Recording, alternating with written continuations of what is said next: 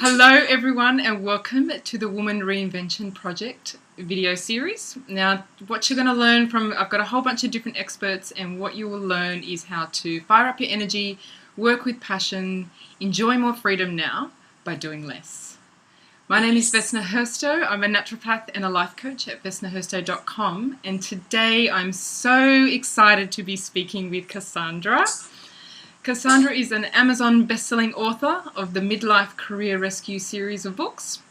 She's a director at Work Life Solutions. She's a coach and life coach consultant in New Zealand and internationally. And the reason why I asked Cassandra to be on this interview series is because I read her book, How to Find Your Passion and Purpose, the 4 Easy Steps, and I loved it. And I thought she has to come and talk to you guys. So today we're very lucky to have Cassandra. Thank you so much for being here. Thank you so much, Vesna. It's exciting to share passions with other people who are passionate. I agree. And I felt like when we spoke on the phone, I could have talked to you all day about passion. It was a great conversation. I think that's what people forget. It's so energizing, and I think that's the thing that we'll be talking about is for a lot of people they're just lacking energy. And when you tap into your passion, especially when you're with other passionate people, it's really infectious. I always say that it's quite magnetic. When you see someone that's in their passion, living their purpose, it's really infectious. It's really magnetic, yeah. Awesome. Yeah. So how did you get started into this field of passion and writing about passion? What was kind of brought you to? Yeah, well, and I often say to people when they say, well, how do I find my passion? It's not something you choose rationally. Mm. You don't go out, well, there are tips to sort of go out and kind of at least be open to it. But I came across my passion, and I think sometimes people forget that passion can also be anger.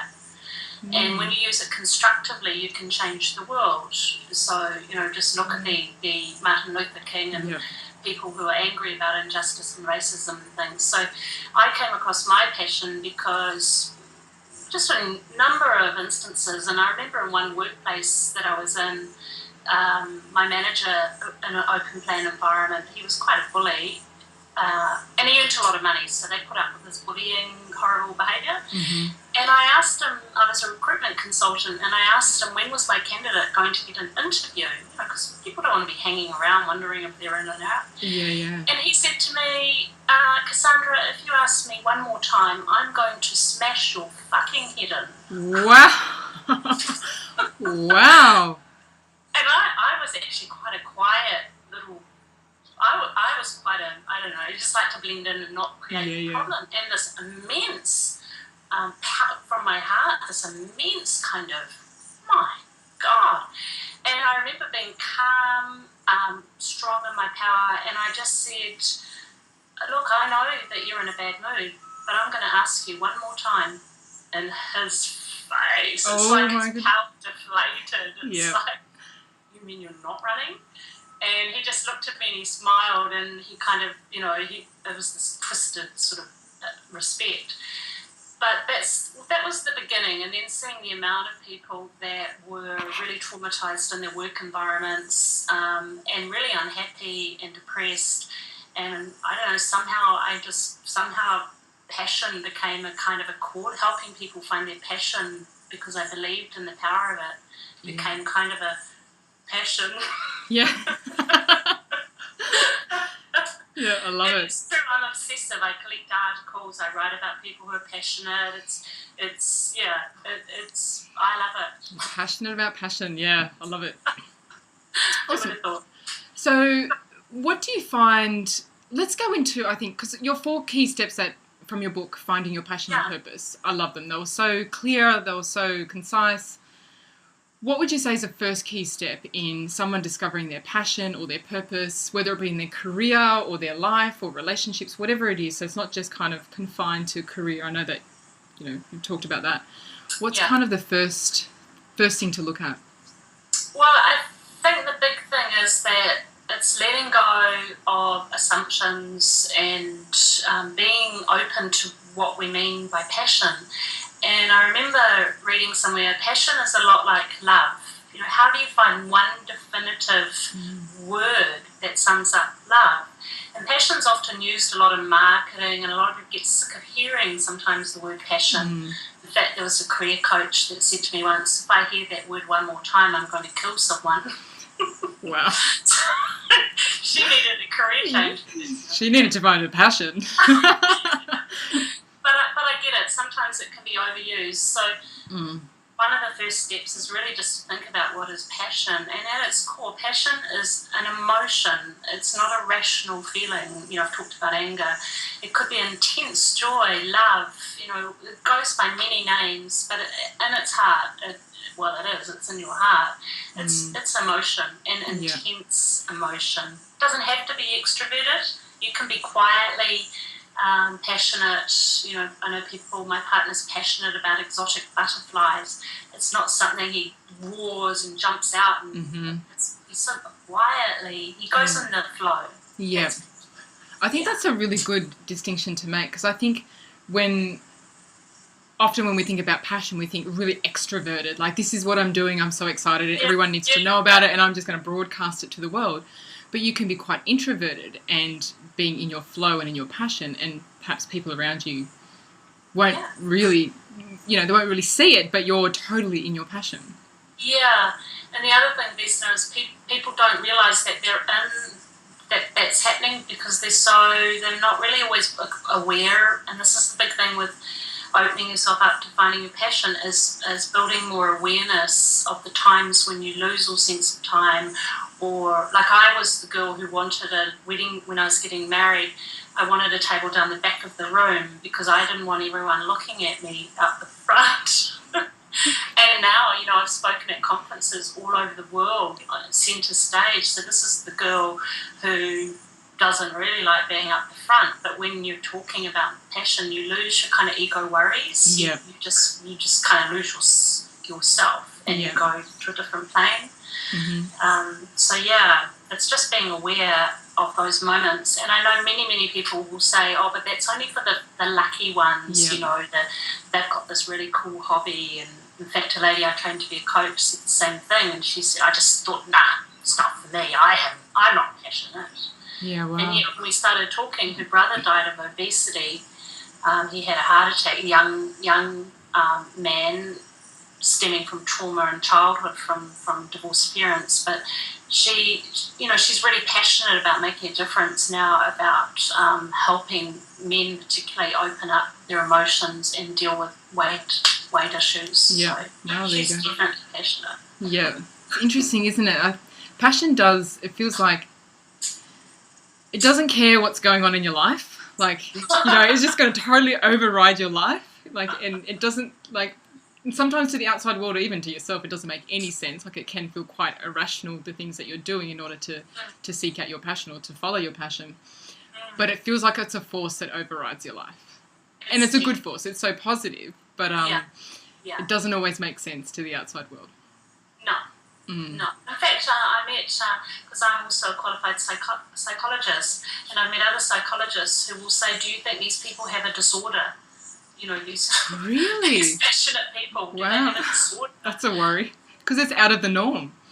Yeah, and because they're really, I know a man who's passionate about rocks. Yeah. Rocks. But he's created this amazing rock-themed park in Wellington called Colucci Land that people just love. But he sees faces in rocks. Yeah, wow. You can see Mother Teresa in a rock. And so this woman's going, do you think he needs medicating? I mean, really? Maybe it's the rest of us, or maybe that's why so many people, are trying to opt out in various ways, because we've just lost that kind of madness. Yeah. Yeah, that's so true. So true. I think we talked about this on the phone, that being passionate is seen at kind of, madness or eccentric, where it's really just being authentic, isn't it? Yeah. It's actually normal, and somehow it's become not okay to kind of, I don't know, it's dumbing down in this era, particularly in New Zealand, where we had this what we call the tall poppy syndrome, whereas if somebody's sort of out there doing it, people will just try and create this flat levelling.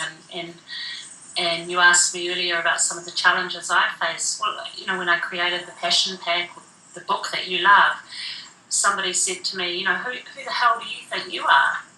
And I was, what do you mean? She said, telling people how to live their life. And I thought, I'm not, and I found myself justifying it. It was just an idea I had, and I thought, look, it's just short little sound bites, might be helpful. No, I'm not forcing people to buy it. Yeah.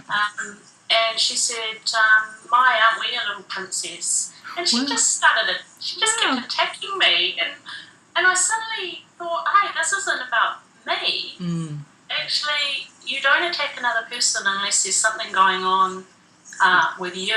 Triggered. And so I just stopped defending myself, and what happened is she gradually sort of came back to herself and said, you know what, I just feel like I haven't achieved anything in my life, and I was jealous. I was jealous of you. So at least she had the clarity to the bigness to say that. But a lot of people are afraid of being criticised, so they don't step into their passion because they're really worried. Yeah. People might say, well, screw it. There's plenty of people like you. I love that. Yeah. And it's interesting, I think, if people get triggered by the conversation of passion or even get triggered by this conversation, then there's definitely something for them to look at there, because I find whatever you get triggered by is something that you secretly want. Yeah. And that's interesting, because I've sort of been doing, and again, when we get to the barriers later, resistance. Resistance is a really big barrier where, you make excuses, rational excuses why you can't have this thing, whether it's passion, like it's only for them, or you're people big-headed, or it's just trying to legitimise why you're not stepping into what you should be stepping in, which you know in your heart. And it's like a magnetic field, like you said. And if you don't do it, the amount of energy it takes to resist what you know you really should be doing with your life is massive. Well, see, this is what I notice with women who are burnt out. I mean, there's lots of resistance of passion and purpose and meaning, or even if their jobs were passionate, they're no longer a source of passion for them. Things change, things evolve over time, but it's that constant suppressing which is exhausting. It's kind of like, I always say, it's kind of like putting a lid on the life force, It's just... you are. Yeah. That's one way people talk about depression. I'm not talking about, where you've got legitimate an imbalance in your chemistry and within your brain, but there's a lot of people who depression is to depress your spirit, which is essentially what passion feeds, is your soul. Yes. And just talking about, people, we grow, we change, our hair changes, our nails grow, everything, we're growing, and so many people stay stuck. And this one lady, she was a teacher, and she said, I used to love teaching, but I woke up one morning and I didn't love it anymore. Yeah. And she became a romance writer. Yeah, wow. Yeah, see, this is... Things change, that's such a big change too, but it can happen. I've seen it happen, to many people, but it's definitely embracing it, stepping into it instead of suppressing it. Following love. Following love, I love that. Okay, so the first key step, definitely being more open to discovering your passion. Yeah, just being aware. Noticing signs, noticing your body barometer, which is what step 2 is really about, just noticing, being really aware. So I remember being in an art gallery in New York, and suddenly my heart started racing. I was looking at a Monet, I think it was, and it was racing. I thought, I got a notebook out, and I thought, I'm going to just notice what's going on. It's really weird. Am I having a heart attack? Oh, and then, I started, that feeling when you just love something or someone, and you just, all the signs are there in your physical sensations. And it reminded me that I used to love painting with oil colour, and I hadn't done it. I'd not dumbed down, no offence to painters. I'd started painting with acrylics and eventually stopped painting, and I just had this awakening, and I started painting again and ended up winning the Supreme Art Awards of competition. Wow, that's amazing. Wow. Not because I'm anyone particularly special, but because I just, that was my thing, and I just practiced and persevered and wanted to do it just because it was love. So I just encourage people to listen for the signs, and just, you don't have to act on them, just record them in your passion journal. Shall we talk about that? So step 2 is definitely about noticing the signs. So whether it be signs in your body, things around you that kind of stimulate. Do you find people generally feel it in their bodies, like they get that reaction, like it's whether it be heart racing or butterflies or just this energy that kind of just runs through the body? Yeah, I think if they're tuned in, often, I'll say, what do you notice, for example, when they're depressed? A lot of people come to see me, and one of my first clients was suicidal. It's that serious. And you'd say, well, where do you feel, where do you feel this emotion in your body? And people are so disconnected from their bodies. They had no idea till you started asking, or what colour. I would say, what colour is depression? And it's usually not rosy pink. Yeah. And then, so when you say, where do you feel, what do you notice in your body when it might be that you see a magazine article and you think, God, that's exciting. Yeah. Somewhere you've got a physical sensation going on, it's so exciting, you've got to rip it out. Yeah. Cool. Okay, so let's talk about, is step 3 the passion journal? Yeah, well, it's intertwined because, one of the signs is one of the things is to just start to record the moments. Like when you go away on a holiday, you record those moments of that wonderful trip in your photograph album, or now in some digital format or Facebook or whatever. You can apply the same tools to remembering, because so many people, they're so tuned into negativity that they're not tuned into the moments of positivity. So, for example, I do a passion journal every year. I have a theme every year. I think, what do I want to manifest this year? So this is the cover. So it's being playful. You talk about drawing outside of the lines. You are not allowed any lines in your passion journal. Yeah, I love that. Forbidden. Yeah. So, like someone said, oh, you're so like, what's your name, Lisa Kudrow? You're so funny.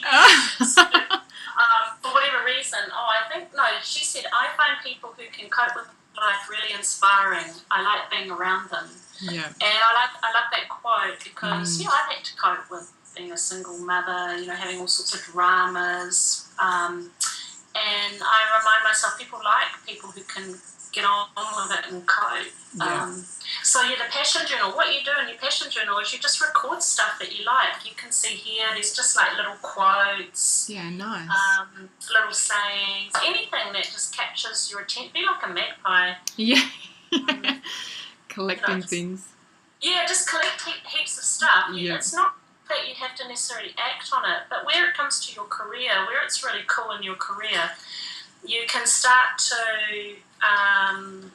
I'll find another one down here. Okay, so this is 2015, and it's called The Passionate Pen. So, as you said, I'm a best-selling author on Amazon. Well, that was started here. Oh, wow. Yeah. So that's 2010? Last year. Oh, sorry. Yeah. 2015, so wow. Really quickly. Wow. And I put in here, we are here to minister to people's hearts. That was my theme. And you can see I just painted it. Yep, I love it. Award-winning about that. It's just... It's creative. Yeah, and it's not straight, and it's not perfect. Yeah. And so when you're trying to manifest your ideal career, it might be that a client collects logos of companies they would love to work for, or maybe they want their own business and they think, oh, how's my logo going to look? And they pick logos they like. They might pick colours they like. They might pick what they want people to say about them. They might collect feedback that people have said, gee, Vesna, you're so amazing. You make an amazing holistic coach. You know, and you think, oh, you put that. Did I think so? Oh, I'll write it down. Yeah, awesome. People can see your potential in you more than you can yourself. So this is where it goes in your manifestation passion journal. Yeah. I love that. Do you find people can, just in terms of career, do you find that, I guess not everyone's looking to up and leave their career or to leave their job or whatever it is. Do you find you can reinvent yourself or reinvent your passion or your work within your current job? Like, do you see women doing that? Yeah. Yeah, all the time. In fact, when I was in that job with that bully boy, I realised I didn't want to be working with people like that, and I didn't want to be just doing recruiting, which was half the time kind of trying to convince people to take jobs that weren't really perfect because you got paid a commission. Yeah. And I wanted to be a career coach. So instead of leaving my company, I started to schmooze, chat with people in the team and the other team and hang with them and convince them of how perfect I would be. Nice. But, you just start to think, well, what's missing? What don't you like? And the Harvard Business School calls this job sculpting, which is you take your linear job description that doesn't fit you anymore and you think, well, what I want to chunk out, what don't you like? And what would you want to put into it? And then you just start to, because you're focused, it's amazing what happens when you're focused. And it's not like it just sits dormant in your passion journal, because now you're really getting excited, or, sometimes it's just because you're so annoyed or you're so sick of what's happening. It's not always that you're excited. Sometimes it's just out of sheer desperation. Whatever the motivation is, it's your call for change. So, yeah, I love that. I love how you said in the beginning too, like it's not always a feeling of love and warmth that can drive your passion. It can be anger for changes, and I love that. I've never really kind of thought about it in that way before, but that's so true. And there's a lot of angry people in the world, so hey, let's everyone harness your anger and make positive change, not bang on and be evil, but do something. Yeah, I love that. All right, so collecting signs and evidence and quotes and things that people say and putting it all into the passion journal, collecting images that that people love and that's something that they want to manifest into their life, putting that all into the journal. Okay, so what is the fourth key step in finding your passion and purpose? And you can see how all the steps are kind of intertwined, because every way you're kind of circling around them, because the other thing that's really important to put in your passion journal, and it leads into the steps, is, so you talked earlier about how people don't believe it's for them, or self-doubt or whatever. So people say, I'm too old to change. I hear that from people in their 20s. So, or I'm 50, it's over for me. Someone said, God, I had my best-selling book when I was 50. I'm 50 this year, and I think it's fabulous being 50. But a lot of people say, oh, God, weren't you depressed? So, I think it's really important to collect examples of people living or past who are actually, people say, oh, you can't make a living from your passion. Good grief. Look around you. Look how many people. Richard Branson's made a damn good living off his passion, and his passion is having fun. Exactly. He says, if it's not fun, I'm not doing it. And I adopted that as my mantra. And he didn't have a lot of money. People make up excuses. I've got no money. I've got to pay my mortgage. Well, we all have. I wasn't. I had a mortgage when I left my job to start my business, and you make it happen.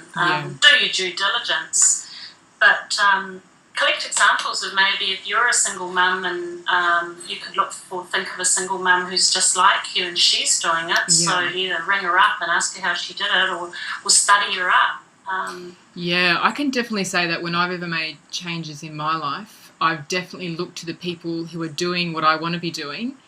And I kind of put the blinkers on everything else that's, people are saying that's not going to work, whatever. Any kind of negativity, I just really choose not to look there and just focus on where I'm going. And that becomes in your consciousness, that becomes in your awareness. It's all totally doable then, it kind of expands your horizons. Whereas if you're not, then it looks too hard. It's a really important thing that you said too, because you can't allow doubt.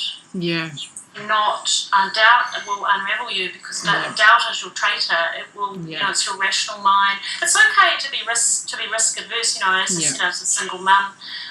I left to start. I'm not naive. I didn't just leap off like a lemming off the cliff and hope that maybe I might grow a parachute. I think it's good to use your fear constructively, but you don't want to be around people who are saying, "Oh, why don't you do? Don't you know it's a bad economy?" Or, "Gosh, so and so failed. Oh, she lost her house." Oh.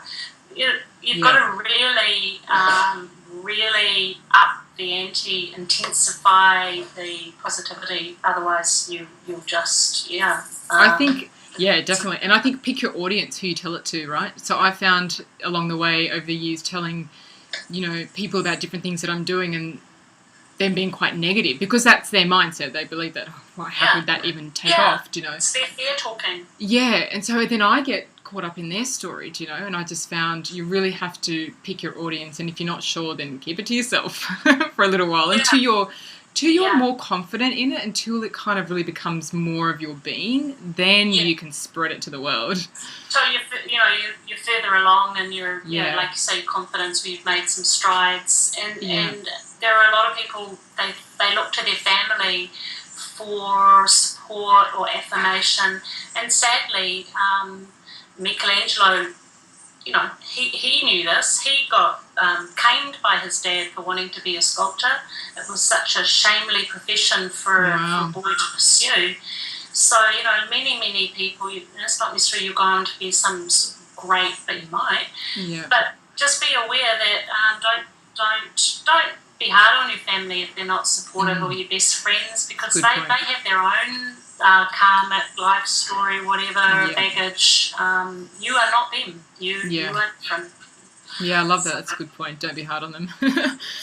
And it's really good to remember, it's a fantastic world now, because you can find some of my best supporters in terms of helping me with my publishing goals have been people I've never met on Facebook. Gets a bad rap sometimes, but I love being part of a community of like-minded people, and I'm part of groups where negativity is banned. Yeah. Yeah. Yeah, that's how it should be. Yeah. So, you can get support anywhere nowadays. It's like a fantastic time to pursue your passion.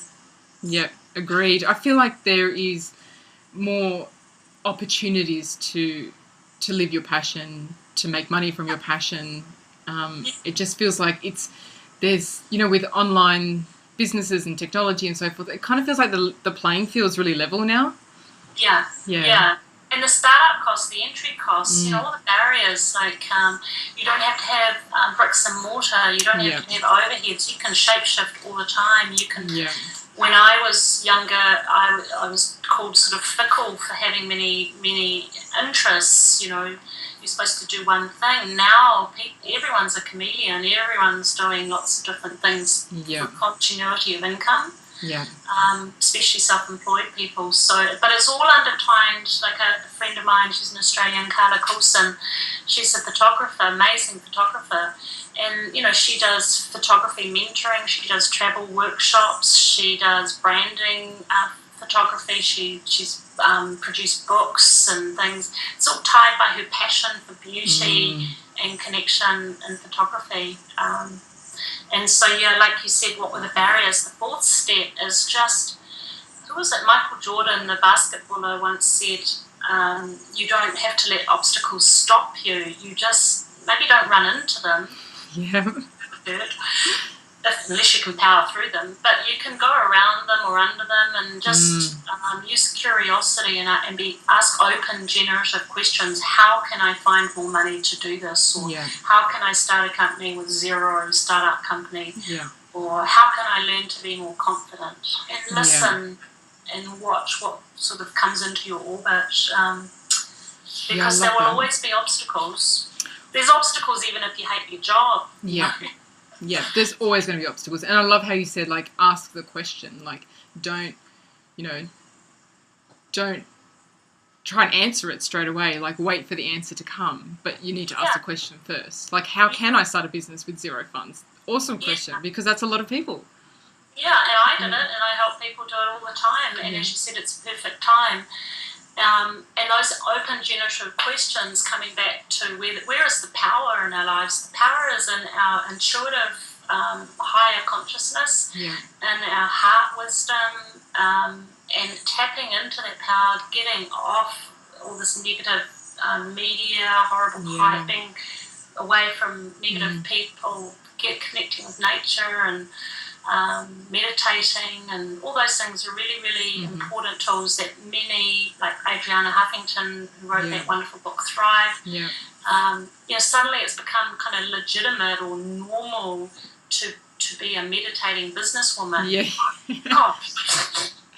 Yeah, it's interesting because there's lots of different people doing business in different ways, like having more flex time in their business. I certainly know with my coach at the moment, she really encourages to have flex time, have time off every month. She talks about having a week off every month and a month off every year. Because that flex time allows for creativity. Yeah, that's allows right. for problem solving and building. A lot of people, you see, that's where they've got to, with these barriers, they've got to look at, well, who's putting the barrier? Who's got the assumption that you have to eat your lunch over your desk or you'll be fired? Yeah. There's a lot of fear, but knowledge is power. So like when I was bullied in the workplace, I powered up that boss who threatened to smack my head in. He also said I had to resign from the company in order to try and get a role in the other part of the company. Wow. That doesn't sound right. Yeah, that doesn't sound right. Resign and then you're out. Like resign and come back in. I thought, no, that doesn't sound right to me. So I powered up. I learned a lot about what I needed to learn. So finding time for yourself, if guilt or whatever it is that stopped particularly women from thinking, like one lady said, it's the burnt toast syndrome. Everyone gets everything first and I get the scraps. Well, hello, who's creating that? Yeah. And maybe the kids won't like it at first because mummy's taking time out, but they sure love that person that's coming back refreshed. Absolutely. Too, your cat, your dog, your gnome. Yeah, exactly. And you can speak from experience because you are a single mum, yeah? Well, I was a single mum. Now and we were talking earlier. You can use your passion journal. I manifested my partner in 2008, and we're still together. I wrote a letter in my passion journal which was about my dear soulmate. My heart feels sad because I feel you are near. I started. Yeah, wow. I didn't even know who he was. I love that. I'm totally going to do that. It's just putting it in there. You've got to really be clear about. It's like buying a house. If you're kind of not clear about what your non-negotiable needs are, you'll get distracted with something shiny, and whether it's a job, a person, a house. You just have to have real clarity about what your non-negotiable criteria is, and believe it can be yours. Yes, that's a big one, belief. Yeah, and just don't settle, but don't expect it all. And it can come in different shapes. It's not about, I didn't manifest you had to be 6'4", no shorter than 6. It's about criteria. It's not about Yeah. We get lost in all of that. Yeah. Fantastic. All right. So if people want to find out more about your work, and more about your books, because you've also got the Midlife Career Rescue as well, those series of books. Yeah, I've got the trilogy. So you can find, even if you just Google Midlife Career Rescue or you go straight to Amazon, you'll find them. They've got the lovely hummingbird in the cage, which was inspired at the time because I worked with a career coach who she got me to draw a picture, and I was the person in the cage with the door open. I didn't know how to fly anymore. So wow. I love that. She cried. So I love that cover, and it speaks to a lot of people just feeling trapped. But yes, you can fly out of that cage. So Midlife Career Rescue, you'll see the hummingbird because the hummingbird is capable of amazing feats. Yes. And also my website, worklifesolutions.co.nz or Cassandra Gaisford. You will find me if you're meant to find these books. I will include your link under this video for sure. And you have a passion book gift for people that click on the link and go to your website. They can download. Yeah, it's free. It's on the homepage. It's downloadable, and it just tells you the tips that I've talked about, how to create a passion journal, whether it's for business or health goals or career goals. So go to the homepage and you'll click it there. Awesome. Thank you so much. I've really enjoyed talking to you today. I know everyone's going to love your passion steps. And your wisdom on living with more purpose, passion, whether it be in your job, in your life, in relationships. I'm definitely going to use that passion journal to manifest the relationship. Yeah. And all your people that follow you, just share it. Share what's happening. Share how magical this thing is. Yeah. Because it's law of attraction stuff. And you let me know, Vesna, what you're manifesting in your passion journal. And I will do that for sure. And I'll well, I'm going to do it. That's my intention. So I'll put a link under this video so everyone can download your free passion book. I'll also put a link to your midlife career rescue books on Amazon. And so if they want to come and work with you, find out more, all of the details will be there. But thank you so much for your time today. It's been such a pleasure. I've really enjoyed this conversation. Great, me too, Vesna. I think it's a really amazing thing that you're doing here, and I look forward to the other people that are journeying with you. Awesome.